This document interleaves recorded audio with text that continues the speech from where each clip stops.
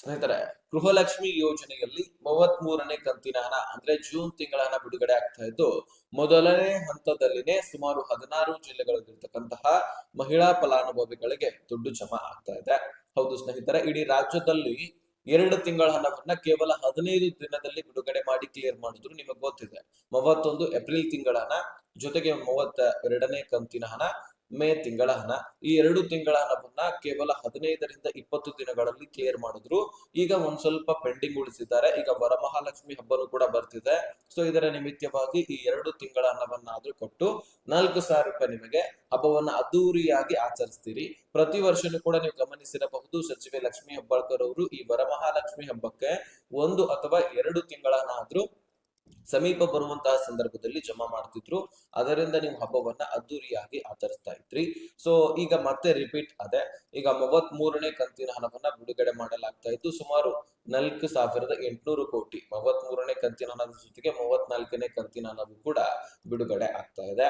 ಸುಮಾರು 4,800 ಕೋಟಿಯಷ್ಟು ದುಡ್ಡು ಬಿಡುಗಡೆ ಆಗತ್ತಲ್ವಾ, ಅದರಲ್ಲಿ 2 ತಿಂಗಳ ಹಣವನ್ನ ಸಾಕಾಗತ್ತೆ. ಒಂದು ಕಂತಿಗೆ 2,400 ಕೋಟಿ ಬೇಕು, 2 ಕಂತಿಗೆ 4,800 ಕೋಟಿ ಫಂಡ್ ಬೇಕಾಗತ್ತೆ. ಹೀಗಾಗಿ ಈ 2 ತಿಂಗಳ ಹಣವನ್ನ ಜಮಾ ಮಾಡಲಾಗ್ತಿದೆ. ಸ್ನೇಹಿತರೆ, ಈಗ ನಾವು ಮುಖ್ಯವಾದ ಮಾಹಿತಿಗೆ ಬಂದ್ಬಿಡೋಣ. ಈ 33ನೇ ಕಂತಿನ ಹಣ ಅಂದ್ರೆ ಯಾವ ತಿಂಗಳ ಹಣ ಅಂತ ನಿಮಗೆ ಗೊತ್ತಾಯ್ತಲ್ವಾ, ಅದ್ರ ಎಲ್ಲದರ ಬಗ್ಗೆ ಚರ್ಚೆ ಮಾಡೋಣ. ಸೊ ವಿಡಿಯೋನ ನೀವು ಕೊನೆವರೆಗೂ ವಾಚ್ ಮಾಡಿ, ಚಾನಲ್ಗೆ ಸಬ್ಸ್ಕ್ರೈಬ್ ಮಾಡಿ. ಈ 33ನೇ ಕಂತಿನ ಹಣ ಅಂದ್ರೆ ಜೂನ್ ತಿಂಗಳ ಹಣ. ಇದ್ ನಿಮಗೆ ಜ್ಞಾಪಕ ಇರಬೇಕಿಲ್ಲ ಅಂದ್ರೆ ಸರ್ಕಾರ ಯಾಮಾರಿಸ್ಬಿಡುತ್ತೆ. 2025ರಲ್ಲಿ ಫೆಬ್ರವರಿ ಮಾರ್ಚ್ ತಿಂಗಳ ಹಣವನ್ನ ಯಾಮಾರಿಸಿತ್ತು. ಅದ್ರ ಬಗ್ಗೆ ಸಾಕಷ್ಟು ನಾವು ಚರ್ಚೆ ಮಾಡಿದ್ವಿ. ಬಿಜೆಪಿ ನಾಯಕರು ಈಗ ಆಕ್ರೋಶಗಳನ್ನು ಕೂಡ ವ್ಯಕ್ತಪಡಿಸಿದ್ರು. ಚಳಿಗಾಲದ ಅಧಿವೇಶನದಲ್ಲಿ ಹೋದ ವರ್ಷ ಹಿಡ್ಕೊಂಡು ಇಲ್ಲಿವರೆಗೂ ಕೂಡ ಅದ್ರ ಬಗ್ಗೆ ಚರ್ಚೆ ಮಾಡಿದ್ರು. 5,000 ಕೋಟಿ ಹಣ ಎಲ್ಲೋಯ್ತು ಅನ್ನುವಂತಹ ಪ್ರಶ್ನೆಗಳನ್ನ ಮಾಡಿದ್ರು. ಆದ್ರೆ ಸರ್ಕಾರ ಆ ದುಡ್ಡನ್ನ ಬಿಡುಗಡೆ ಮಾಡಲಿಲ್ಲ. ಮಾಡ್ತೀವಿ, ಕ್ಲಿಯರ್ ಮಾಡ್ತೀವಿ, ಅತಿ ಶೀಘ್ರದಲ್ಲಿ ಜಮಾ ಮಾಡ್ತೀವಿ ಅಂತ ಹೇಳ್ಬಿಟ್ಟು ಮಹಿಳೆಯರ 5,000 ಕೋಟಿ ರೂಪಾಯಿಯನ್ನ ನುಂಗಾಕಿದೆ ಸರ್ಕಾರ ಅಂತ ಈಗಾಗಲೇ ಸಾಕಷ್ಟು ಆಕ್ರೋಶಗಳನ್ನ ವ್ಯಕ್ತಪಡಿಸ್ತಾ ಇರುವಂತದ್ದು ವಿರೋಧ ಪಕ್ಷದ ನಾಯಕರು. ಈಗಾಗಲೇ ಮಹಿಳೆಯರು ಕೂಡ ಅದರ ಬಗ್ಗೆ ಆಕ್ರೋಶವನ್ನ ವ್ಯಕ್ತಪಡಿಸ್ತಾ ಇದ್ರು. 5,000 ಕೋಟಿ ಹಣ ಕಣ್ರಿ, ಇದು ಸಾಮಾನ್ಯವಾದ ವಿಚಾರವಲ್ಲ. ಈಗ ಎಷ್ಟೋ ಲಕ್ಷಾಂತರ ಫಲಾನುಭವಿಗಳನ್ನ ಗೃಹಲಕ್ಷ್ಮಿ ಯೋಜನೆಯಿಂದ ಹೊರ ಹಾಕಿದ್ದಾರೆ. ಆ ಕಾರಣದಿಂದ ಸರ್ಕಾರಕ್ಕೆ ಪ್ರತಿ ಕಂತಿನಲ್ಲಿ ಕೂಡ 100 ಕೋಟಿಗಿಂತ ಹೆಚ್ಚಿನ ದುಡ್ಡೇ ಉಳಿಯುತ್ತೆ. 5,000 ಕೋಟಿ ಹಣ 2 ಕಂತಿಗೆ ಬೇಕಾಗ್ತಾ ಇತ್ತು. ಈಗ ನೋಡಿದ್ರೆ 4,800 ಕೋಟಿಯಷ್ಟು ಫಂಡ್ ಬೇಕಾಗತ್ತೆ. ಪ್ರತಿ ಒಂದು ಕಂತಿಗೆ 100 ಕೋಟಿ, 2 ಕಂತಿಗೆ 200 ಕೋಟಿಯಷ್ಟು ಫಂಡ್ ಅನ್ನ ಸರ್ಕಾರ ಉಳಿಸ್ಕೊಳ್ತಾ ಇದೆ. ಇನ್ನು ಹೆಚ್ಚಿನ ಗೃಹಲಕ್ಷ್ಮಿಯರನ್ನ ಈ ಯೋಜನೆಯಿಂದ ತೆಗೆದುಹಾಕುವಂತಹ ಸಾಧ್ಯತೆ ಇದೆ ಕೂಡ ಹೌದು.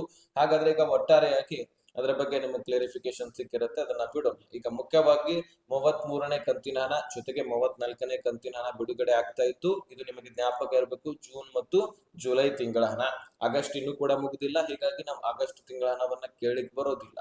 ಸೆಪ್ಟೆಂಬರ್ ನಲ್ಲಿ ಆಗಸ್ಟ್ ತಿಂಗಳ ಹಣವನ್ನ ಕೇಳಬೇಕು, ಅಕ್ಟೋಬರ್ ನಲ್ಲಿ ಸೆಪ್ಟೆಂಬರ್ ತಿಂಗಳ ಹಣ ಕೇಳಬೇಕು, ನವೆಂಬರ್ ನಲ್ಲಿ ಅಕ್ಟೋಬರ್ದು, ಡಿಸೆಂಬರ್ ನಲ್ಲಿ ನವೆಂಬರ್ದು, ಹೀಗೆ 1 ತಿಂಗಳ ನಂತರ ಹಿಂದಿನ ತಿಂಗಳ ಹಣವನ್ನ ನಾವು ಕೇಳಬೇಕು. ಸರ್ಕಾರಿ ನೌಕರಸ್ಥರ ವೇತನ ಯಾವ ರೀತಿಯಾಗಿ ಜಮಾ ಆಗುತ್ತೆ, ಈಗ ಜುಲೈ ತಿಂಗಳದ ಆಗಸ್ಟ್ ತಿಂಗಳಲ್ಲಿ ವೇತನ ಜಮಾ ಆಗತ್ತೆ.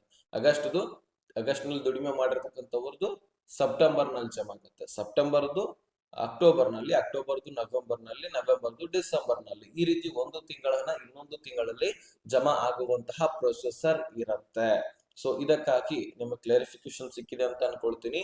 ಈ ರೀತಿ ನಿಮಗೆ ದುಡ್ಡು ಜಮಾ ಆಗುವಂತದ್ದು. ಈಗ 33ನೇ ಕಂತಿನ ಹಣ ಸುಮಾರು 16 ಜಿಲ್ಲೆಗಳಿಗೆ ಜಮಾ ಆಗ್ತಾ ಇದೆ. ಇದಕ್ಕಾಗಿ ವೇಟ್ ಮಾಡ್ತಾ ಇರ್ತೀರಿ, ಅದನ್ನ ನಾನು ಮೊದಲು ಹೇಳ್ಬಿಡ್ತೀನಿ.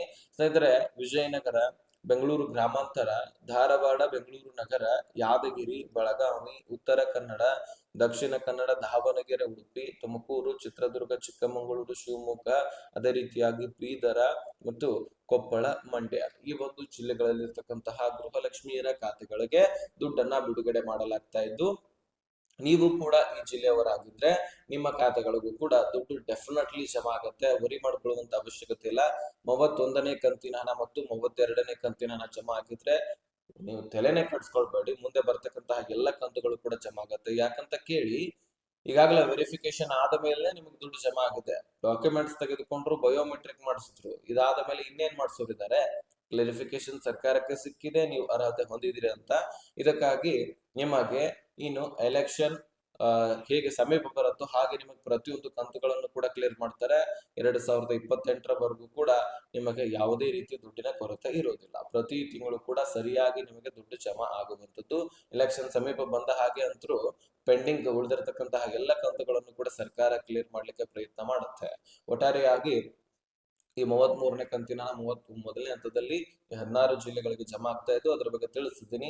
ಇನ್ನು ಉಳಿದಂತದ್ದು 34ನೇ ಕಂತಿನ ಹಣವು ಕೂಡ ಅತಿ ಶೀಘ್ರದಲ್ಲಿ ಜಮಾ ಆಗುತ್ತೆ. ಮೊದಲು ಇದನ್ನ ಕ್ಲಿಯರ್ ಮಾಡ್ತಾರೆ, ತದನಂತರವೇ ಮತ್ತೆ ಈ 34ನೇ ಕಂತಿನ ಹಣ ಅಂದ್ರೆ ಜುಲೈ ತಿಂಗಳ ಹಣವನ್ನು ಕೂಡ ಬಿಡುಗಡೆ ಮಾಡಿಬಿಡ್ತಾರೆ. ಓಕೆ, ಇದ್ರ ಬಗ್ಗೆ ಕ್ಲಿಯರಿಫಿಕೇಶನ್ ಸಿಕ್ಕಿದೆ ಅಂತ ಅನ್ಕೊಳ್ತೀನಿ. 4,000 ರೂಪಾಯಿ ನೀವು ಮತ್ತೆ ಪಡ್ಕೊಳ್ತಾ ಇದ್ದೀರಿ ಮತ್ತು ನಿಮ್ಮ ಖಾತೆಗಳಿಗೆ ಎಷ್ಟು ಕಂತುಗಳು ಜಮಾ ಆಗಿದ್ದಾವೆ ಅನ್ನುವಂಥದ್ದನ್ನ ನಮಗೆ ಕಮೆಂಟ್ ಮಾಡಿ ತಿಳಿಸೋದನ್ನ ಮರಿಬೇಡಿ ಮತ್ತು ನಿಮ್ಮ ಜಿಲ್ಲೆಯನ್ನು ಕೂಡ ಅಲ್ಲಿ ಮೆನ್ಷನ್ ಮಾಡಿ. ಏನೇ ಪ್ರಶ್ನೆಗಳಿದ್ರು ಡಿಸ್ಕ್ರಿಪ್ಷನ್ ಅಲ್ಲಿ ಇನ್ಸ್ಟಾಗ್ರಾಮ್ ಲಿಂಕ್ ಇರುತ್ತೆ, ಅಲ್ಲಿಂದ ಮೆಸೇಜ್ ಮಾಡಿ, ನಾನು ಖಂಡಿತವಾಗ್ಲೂ ರಿಪ್ಲೈ ಕೊಡ್ತೀನಿ. ಈ ಇನ್ಫಾರ್ಮೇಶನ್ ಅನ್ನ ರಾಜ್ಯದ ಎಲ್ಲ ಗೃಹಲಕ್ಷ್ಮಿಯರಿಗೆ ಶೇರ್ ಮಾಡಿ, ಅವ್ರಿಗೂ ಕೂಡ ಕ್ಲಿಯರಿಫಿಕೇಶನ್ ಸಿಗ್ಲಿ.